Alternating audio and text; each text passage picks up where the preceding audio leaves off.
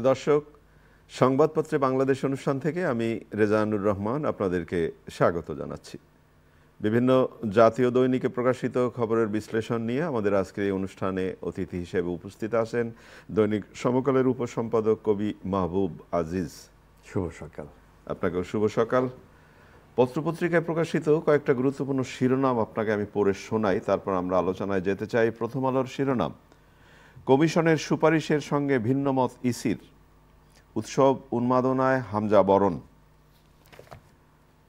দৈনিক সমকাল, নির্বাচন এলে সবাই বেপরোয়া হয়, শক্ত থাকার নির্দেশ। কাগজে আইনজীবী রাহাত, বিল তুলেছেন শেখ তাপস। দৈনিক যুগান্তর, ডিসেম্বরে নির্বাচন, সংস্কার এর মধ্যে করতে হবে, পুলিশ কর্মকর্তাদের সঙ্গে বৈঠকে প্রধান উপদেষ্টা। কালের কণ্ঠের শিরোনাম, হাতে বেশি সময় নেই, ডিসেম্বরে নির্বাচন, পুলিশ কর্মকর্তাদের উদ্দেশ্যে ডক্টর ইউনূস। সিলেটে হামজা চৌধুরী, ইনশাল্লাহ উইন করুম। দৈনিক ইত্তেফাক, নির্বাচন সংস্কার কমিশনের সুপারিশে আপত্তি ইসির। মানব জমিন, হাতে বেশি সময় নেই, ডিসেম্বরে নির্বাচন, নাখোশ ইসি, কমিশনের সুপারিশ। বাংলাদেশ নিয়ে উদ্বিগ্ন যুক্তরাষ্ট্র। বাংলাদেশ প্রতিদিন, পুলিশকে শক্ত থাকার বার্তা, বাংলাদেশ কি সত্যি খাদের কিনারে? খবরের কাগজ, ঢাবির ১২৮, চুয়েটের ১৯, জুলাই অভ্যুত্থানে হামলায় জড়িত, বহিষ্কার। দেশ রূপান্তর, ধর্ষণের বিচারে নতুন ধারা। আমার দেশ, বদির সঙ্গে বিরোধে ক্রসফায়ারে খুন কাউন্সিলর একরাম। সময়ের আলো শিরোনাম, সংসদ নাকি গণপরিষদ, এক টিকাতেই আত্মসাৎ ২২,০০০ কোটি টাকা। আমাদের সময়, সংস্কার নির্বাচনে টানাপোড়েন, শিশু ধর্ষণ মামলার বিচার হবে বিশেষ ট্রাইব্যুনালে। দৈনিক দিনকাল, পুলিশকে পাশ কাটিয়ে দেশ গড়া যাবে না, ডক্টর ইউনূস। দৈনিক ইনকিলাব, দেশি পোশাকে রমরমা বিক্রি। কালবেলা শিরোনাম, আগে শুরু হবে আশুলিয়ায় লাশ পোড়ানোর বিচার। রূপালী বাংলাদেশ, পরাজিত শক্তির বিরুদ্ধে সতর্ক থাকা নির্দেশ, সাইডলাইনে বাম দল। আলোকিত বাংলাদেশ, তৃণমূল নিয়ে বিএনপিতে অস্বস্তি, সংস্কার যা করার ডিসেম্বরের মধ্যেই করতে হবে। দৈনিক জনকণ্ঠ, ২৭ বছর পর যমুনায় পৃথক রেল সেতু। আপনি শিরোনাম শুনলেন। আজকের প্রধান শিরোনাম আমাদের প্রধান উপদেষ্টার বক্তব্য, পুলিশ কর্মকর্তাদের নিয়ে তিনি বৈঠক করলেন। নির্বাচন এলেই সবাই বেপরোয়া হয়, শক্ত থাকার নির্দেশ পুলিশ কর্মকর্তাদের, এবং ডিসেম্বরে নির্বাচন, সংস্কার এর মধ্যেই করতে হবে। আর আরেকটি গুরুত্বপূর্ণ কথা বলেছেন যে পুলিশকে পাশ কাটিয়ে দেশ করা সম্ভব নয়। জি, দেখুন, এই কথাগুলো তো খুবই যৌক্তিক, এবং প্রফেসর ইউনূস যখন এই বিষয়গুলো বলেন তাতে তো আসলে কারো দ্বিমত থাকে না। কিন্তু সংশয়টা জাগে যে যখন ধরেন জাতিসংঘের প্রধান যে এলেন, তার সঙ্গে যখন বক্তব্য দিলেন ইউনূস, এবং তারপরে যখন বললেন যে আগামী ২৬ সালের জুন পর্যন্ত যেতে পারে নির্বাচন, আবার এখন এটা বলছেন, ওটা মানে কনফিউজ। এত কথা বলবার দরকারটাই বা কি? একটা তো সুনির্দিষ্ট জায়গায় থাকবে, এবং এটা ইসি দেখবে, একটা রোড ম্যাপ দিয়ে দিবে, ঘোষণা দিয়ে দিবে, এবং তার আগে যে কাজগুলো করা হবে, যে কার কি কাজ, সেই দায়িত্বগুলো ঠিকঠাক মতো যাতে হয়। এত বারবার এত কথা বলাতে না, মানে কেমন জানি মনে হচ্ছে, হ্যাঁ, বা কোনটাতে ওনারা স্থির থাকছেন এটা নিয়ে আমাদের সংশয় জাগছে। এর মধ্যে আবার জাতীয় নাগরিক পার্টির তৈরি হওয়া এবং তাদের সাথে সরকারের সম্পর্কগুলো কিন্তু অনেক প্রশ্ন তুলছে। যেই ২৬ ফেব্রুয়ারিতে যে পার্টির আত্মপ্রকাশ, সেই পার্টি ৫ তারকাতে এরকম বড় আপনার ইফতার মাহফিল করছে, এই টাকাগুলো আসছে কোত্থেকে? তারা হেলিকপ্টারে চলাফেরা করছে আমাদের তরুণ বন্ধুরা। তো এই সব বিষয়গুলো আমাদেরকে একটু সংশয় জাগায়। আওয়ামী লীগ, বিএনপি, জামাত, ওরা কিন্তু বড় দলগুলোও ঠিক এইভাবেই গণচাঁদা স্পন্সরশিপ জোগাড় করেছিল, তারাও করছে ছাত্ররা। তাহলে পার্থক্যটা কি থাকলো? আরেকটা প্রশ্ন কিন্তু ভেবে দেখবার মতো, দেখেন যে ছাত্র জনতার গণ অভ্যুত্থান হলো, তাহলে দলটি শুধু ছাত্রদের কেন? জনতা কোথায়? এবং এই যে প্রশ্নগুলো একদিক থেকে আসছে, এর মধ্যে আবার আমাদের প্রধান উপদেষ্টা বিভিন্ন সময় কথাটা বলছেন, সবকিছু বাদ দিয়ে আমার মনে হয় যে আমাদের যদি রাজনৈতিকভাবে একটা সিদ্ধান্ত নেওয়া যায় যে এই নির্বাচনটা এত তারিখে হবে এবং একটা রোড ম্যাপ দিয়ে দেওয়া, যার যার কাছে এসে করবে। জি, অনেক ধন্যবাদ। আসলে আপনি যেটা বললেন সেটাই তো হবার কথা, একটা স্পষ্টতা, যে স্পষ্টতার জায়গাটা, যে পুলিশের ব্যাপারটা যেটাতে মাননীয় প্রধান উপদেষ্টা বললেন, পুলিশের মনোবল কিছুটা ভেঙে গিয়েছিল তাদের নিজেদের কারণে বা নানাভাবে, কিন্তু এখন যে অন্ততপক্ষ কালকের বৈঠকের পরে অন্ততপক্ষে তাদের মনোবল ফিরে আসার কথা, এবং সেটা প্রধান উপদেষ্টা যেটা খুব গুরুত্বপূর্ণ কথা বলেছেন, পুলিশকে পাশ কাটিয়ে দেশ গড়া যাবে না।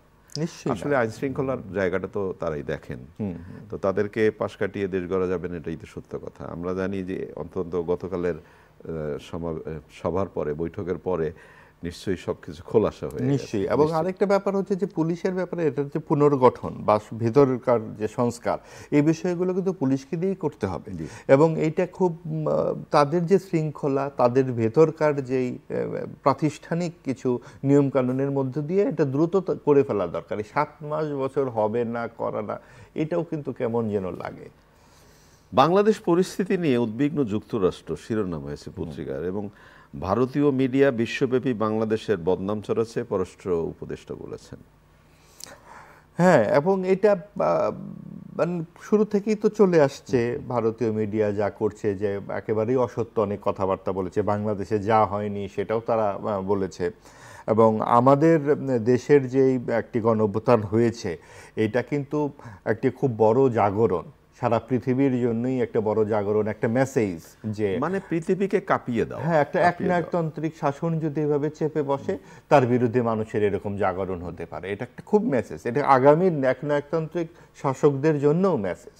তো সেটাকে ভারত কেন এত নেতিবাচকভাবে দেখছেন তারাই জানেন। এবং যুক্তরাষ্ট্র যত কিছুই বলুক না কেন, আমরা বিশেষ করে সংখ্যালঘু নির্যাতনের ব্যাপারটাই বোধহয় বেশি করে, আসলে কি বাংলাদেশে কিন্তু যেভাবে প্রচারিত হয়েছে সেভাবে সংখ্যালঘু হয় নাই, নির্যাতন হয় নাই। তবে কিছু আচরণ যেগুলো ঘটেছে, মব সন্ত্রাস হয়েছে, নারীদের প্রতি কটূক্তি করা হচ্ছে, বিভিন্ন জায়গায় যে সমস্ত কথাবার্তা বলা হচ্ছে, সেগুলো কিন্তু সরকারের শনাক্ত করা উচিত। এগুলো এক ধরনের ডানপন্থা উগ্রবাদ। সরকারের কেন যেন মনে হয় যে কোথাও কোথাও একটু প্রশ্রয় রয়ে গেছে অথবা একটু নির্বিকারত্ব রয়ে গেছে। এটা অন্য কোনো দেশকে দেখানোর জন্য না, এটা আমাদের দেশের মানুষদের জন্যই প্রয়োজন। সরকারের আরও শক্ত পদক্ষেপ নেওয়া দরকার। এখানে তো ডক্টর ইউনূসের মতো ভদ্রলোক যেখানে আছেন, তার কাছ থেকে তো আমরা উগ্রবাদী ডানপন্থাদের বিকাশ চাইতে পারি না। আপনি খুবই গুরুত্বপূর্ণ কথা বলেছেন। ঈদ এলে নানা ধরনের উপসর্গ দেখা দেয়, যেমন ধরেন লক্কর ঝক্কর বারকা বাস সুন্দর করে সাজানো হয়। যেমন গতকাল আমি একটি টেলিভিশন চ্যানেলে দেখলাম বরিশালে একেবারে ভাঙচুরো বাসকে সুন্দর করে পরিপাটি করা হচ্ছে। তো আজকে দিনকালে একটি শিরোনাম হয়েছে যে সারা দেশে ঈদের আগে 6 লাখ ফিটনেসবিহীন গাড়ি ছাড়বে। তো যদি এটা সত্য হয়, কথার কথা আমি বলি যে যদি সত্য হয় 6 লাখ ফিটনেসবিহীন গাড়ি, তাহলে কি আমরা আবার কি তাহলে ওই শিরোনাম করব, সড়ক দুর্ঘটনায় এত নিহত, অমুক তমুক হাবি। আসলে পরিস্থিতিটা তাই। আপনি এখন দেখেন ঢাকায়, আমি জানি না যে এটাকে মিডিয়াতে নাই কেন বা অত বড়ভাবে নাই কেন, যানজট কিন্তু একেবারে পাগল করে তুলছে। বিশেষ করে আপনার উত্তরার দিকে বা যাত্রাবাড়ির দিকে যে পয়েন্টগুলো, ঢাকায় ঢোকার ভিতরের যে পরিস্থিতি হচ্ছে, এ ভয়াবহ। এবং এটা মানুষের যে কত কর্মঘণ্টা, মানুষের জীবন তৃষ্ণাই অনেকখানি কমিয়ে দেয়। তো এইগুলো তো আমাদের অনেক বড় ধরনের দুর্ভোগ।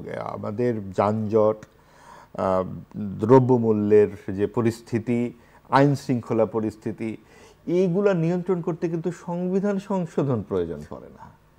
এইটা মানুষের ন্যূনতম চাহিদা।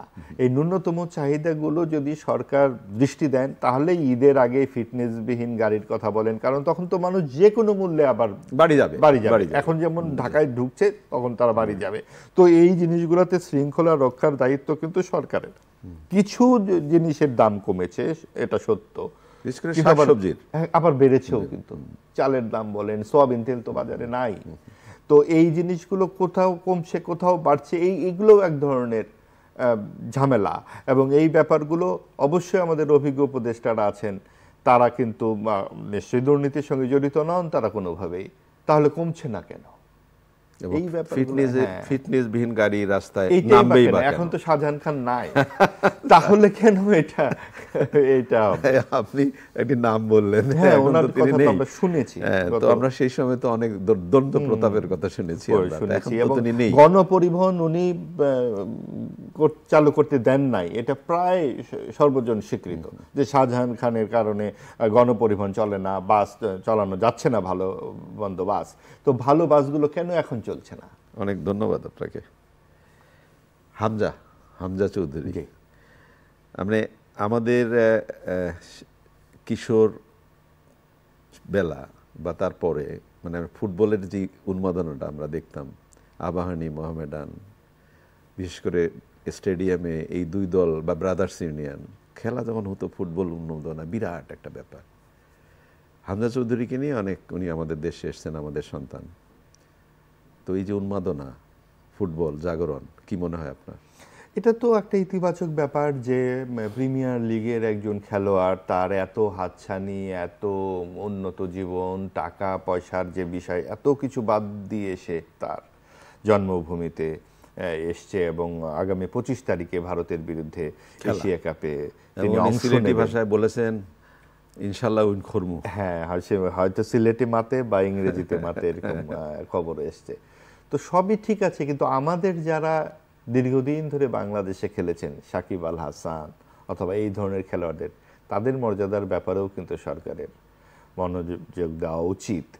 রাজনৈতিক পরিচয়ের চাইতে খেলোয়াড়কে খেলোয়াড়ের জায়গায়, তার দোষ ত্রুটি, রাজনৈতিক ইনভলভমেন্ট বাদ দিয়ে তাকে কি একটু সম্মান দেওয়া যায় না? এটা কি ভাবা যায় না? তার যে ডেডিকেশনটা, এতদিনের বাংলাদেশের 1 নম্বর প্লেয়ার হিসেবে। না, আপনি তো এটা তো একটা খুব গভীরভাবে সার্বিক পরিস্থিতির কথা বললেন, এবং আমার কাছে ব্যক্তিগতভাবে মনে হয় যে মেধাবী মানুষরা অতিমাত্রায় যেন রাজনৈতিক সচেতন হয়ে রাজনৈতিক দলে ভিড়ে না। রাজনৈতিক প্রক্রিয়ার দোষ এটা, কিন্তু ব্যক্তি সাকিবকে আপনি কতখানি দোষ দিবেন? কিংবা তার যে কন্ট্রিবিউশনটা, সে তো 7 মাস আগে একটা নির্বাচনে অংশগ্রহণ করেছিল, এবং তার আসলে কি প্রয়োজন ছিল? তার টাকা পয়সার প্রয়োজন ছিল না, লুটতরাজও করার জন্য তার যাওয়া দরকার না, হয়তো ভাই ব্রাদারদের একটু সুবিধা দিতে গিয়েছে। তো বিষয়টা হচ্ছে যে আমাদের যে রাজনৈতিক প্রক্রিয়াটা যে কত কলুষিত হয়ে গেছে, এই আপনার চলচ্চিত্র অভিনেতা অভিনেত্রী, তাদেরই বা কি প্রয়োজন এইভাবে লাইন ধরে? এবং আপনি চলচ্চিত্র অভিনেতা অভিনেত্রী, বিশেষ সাংস্কৃতিক অঙ্গনের কথা বললেন। এখন কিন্তু দুর্ভাগ্যজনক হলো সত্য, এখন সাংস্কৃতিক অঙ্গনটা একেবারে ভেঙে খান খান হয়ে বিভাজিত। কেউ যেমন এক সময় যারা একই বালিশে শেয়ার করে ঘুমাতো, তাদের মতো যে বৈরিতা এখন কেউ কারো। সাংবাদিকদের মধ্যে একই অবস্থা। হ্যাঁ, আপনি আওয়ামী লীগের সাংবাদিক, বিএনপি সাংবাদিক, এটা কি করে হয়? সাংবাদিক কি করে পার্টিজান হয়?